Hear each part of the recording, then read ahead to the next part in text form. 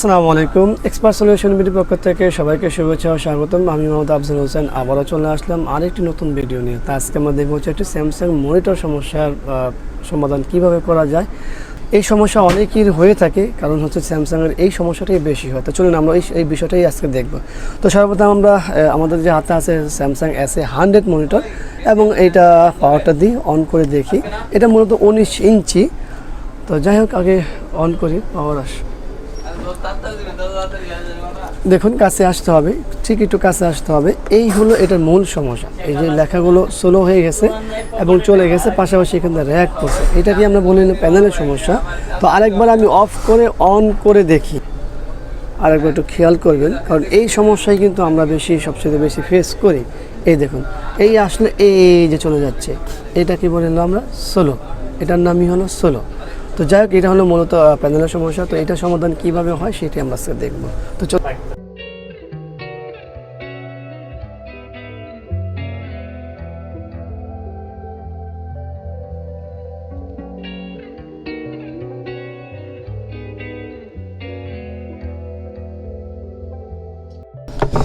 এই হলো আমাদের ব্যাক কভার খোলা হয়ে গেল। এটা হলো মেন কার্ড আমাদের, আর এটা হলো একটা প্যানেল। তো এই প্যানেলটি হলো বই প্যানেল। এই হলো আমাদের বই প্যানেল। এটা হলো 19 ইঞ্চি 18.5 মূলত। তো আমরা আজকে দেখবো যে এটার সমস্যাটা কোত্থেকে হয়। এখানে কিন্তু আমাদের সামনে কপ আছে এবং পিছনে কপ আছে। চলুন আমরা এটাকে ওপেন করি আগে, তারপরে দেখি যে কোত্থেকে হয় বা কী।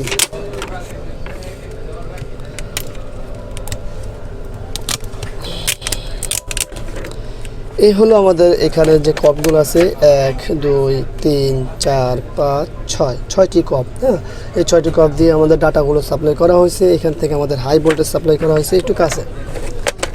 এই যে হলো আমাদের এখানে হাই ভোল্টেজ আছে, মূলত এটা আমাদের ডিসি টু ডিসি আইসি। এখানে হাই ভোল্টেজ তৈরি হওয়ার পরে কন্ট্রোল হয়ে আমাদের এখানে চলে গেছে। এখান থেকে আমাদের চলে গেছে সাইড র্যাম, যেটাকে আমরা সাইড র্যাম বলি বা সাইড কপ বলি, সেইটাই। তো এই পাশে আমাদের আছে 3টা সাইড র্যাম। তো এখন আমরা এটাই ওপেন করব, কারণ ভোল্টেজগুলো মার যায় কোথা থেকে সেটাই আমরা দেখব। আর এই ভিডিওটি অবশ্যই সম্পূর্ণ দেখবেন, ভিডিও থেকে অনেক কিছু শিখতে পারবেন। চলুন আমরা এটাকে ওপেন করি প্যানেল থেকে।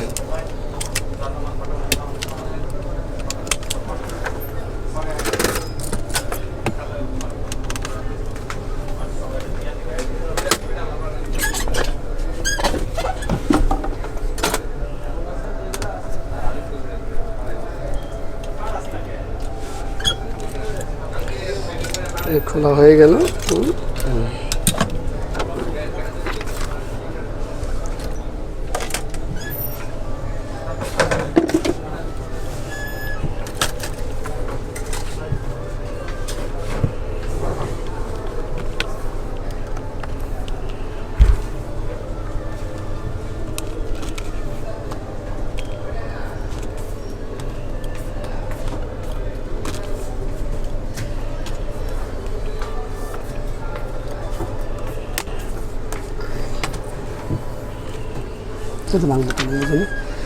তো এই আমাদের খোলা হয়ে গেল। এখন আমাদের দেখার বিষয় হচ্ছে যে আমরা সাইড র্যামের কথা বলছিলাম, ঠিক এই বরাবর দেখতে পাবেন এইখানে একটি সাইড র্যাম আছে এবং এইখানে একটি সাইড র্যাম আছে, এবং এই পাশে 3টি সাইড র্যাম আছে আমাদের।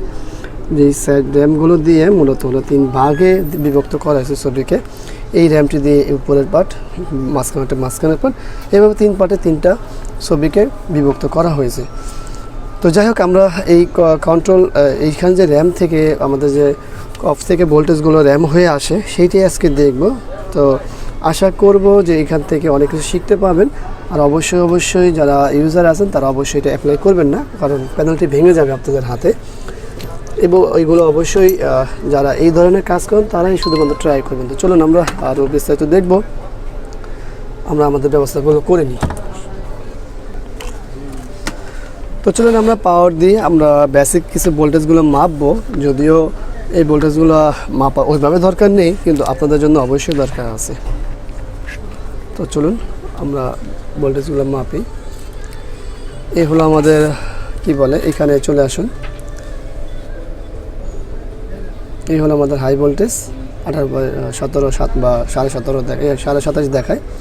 এরপরে এখান থেকে আমাদের চলে আসে ঠিক এই জায়গাটায় ভোল্টেজের মাত্রা কমে যাবে, কারণ যা এখান থেকে কন্ট্রোল হয়ে আসে, এটা হলো সরাসরি ডিসি টু ডিসি আইসি থেকে যেটা ভোল্টেজ ছেড়েছে সেটা হলো 27.5, এবং এখানে কন্ট্রোল হয়ে আসছে হলো 24-এর কাছাকাছি বা 25-এর কাছাকাছি। এরপরে এখান থেকে আমাদের কিন্তু সাপ্লাই হয়েছে এই কপের মাধ্যমে, এই কপটির মাধ্যমে আমাদের চলে আসে এই র্যামে, এই র্যামটি চলে আসে। তো এই র্যামগুলো অবশ্যই একটু রিস্কি, কারণ হচ্ছে আপনি যদি সঠিক না জানেন তাহলে এখানে কিন্তু খুব বিপদ হয়ে যাবে, কারণ এক এক কাজ করা হয়েছে, সেটা অবশ্যই লক্ষ্য রাখবেন। আর আমাদের তো এখানে হাই ভোল্টেজ দেখালাম, আমাদের যে মাইনাস ভোল্টেজগুলো থাকে সেগুলোর কী অবস্থা সেটিও একটু দেখে নিই আমরা।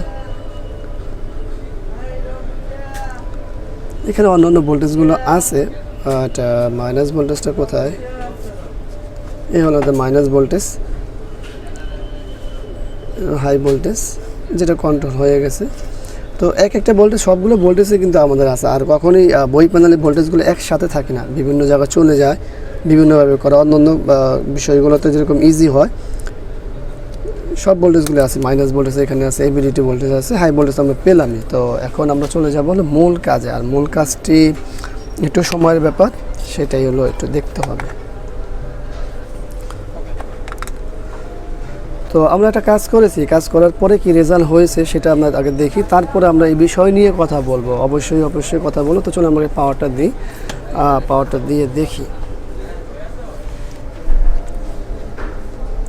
দেখুন আমাদের মনিটরটি কমপ্লিট হয়ে গেছে, প্যানেলটি, এবং এখানে আমরা এটা ফিটিং করি। তারপরে আর আমাদের কিছু কাজের অংশ আমরা দেখাতে পারি আমরা, সেটা হলো দেখুন এইখান থেকে আমরা হাই ভোল্টেজটা টেনেছি। হ্যাঁ, তো এই হাই ভোল্টেজটা আমরা এই জায়গায় নিয়ে আসছি কফে বা সাইড র্যামে, কিন্তু এটা আমরা দেখাচ্ছি না, আমাদের একটু বিষয় আছে। তো যাই হোক, আমরা এটা বিষয়ে আপনাদের সাথে ইনফরমেশন নিয়ে কথা বলবো। আলহামদুলিল্লাহ, মনিটরটি কমপ্লিট হলো। আপনারা দেখতেই পেলেন যে আসলে সমস্যাটা কী ছিল প্যানেলে, এবং এটা ভোল্টেজ যে সমস্যা ছিল সেটা আমরা কিভাবে রিপেয়ার করলাম। যদিও আমরা এখানে পরিপূর্ণ ভিডিও দেখাইনি, কাছে দেখাইনি, কিন্তু মূল বিষয় দেখাইছি যে আমরা এখানে হাই ভোল্টেজটা টেনে দিয়েছি আর একটা র্যামের ভিতরে, যেটা নাকি অনেকটা এইভাবে বলা যায় যে বাইপাস সার্জারি। তো আসলে এটার ক্ষেত্রে আমরা এটাই করেছি। তো ভিডিওটি আশা করবো আপনাদের উপকার আসবে। আর ভিডিওটি যদি উপকার আসে অবশ্যই একটা লাইক করবেন, কমেন্টস করবেন, শেয়ার করবেন, আর অবশ্যই এই চ্যানেলটি সাবস্ক্রাইব করে রাখবেন, পাশে থাকা বেল বাটনটি চাপ দিয়ে রাখবেন। আগামীতে আবারও চলে আসবে অন্য কোনো বিষয় নিয়ে। আজকের মতো এখানেই বিদায়। আল্লাহ হাফেজ। আসসালামু আলাইকুম ওয়া রাহমাতুল্লাহি ওয়া বারাকাতুহু।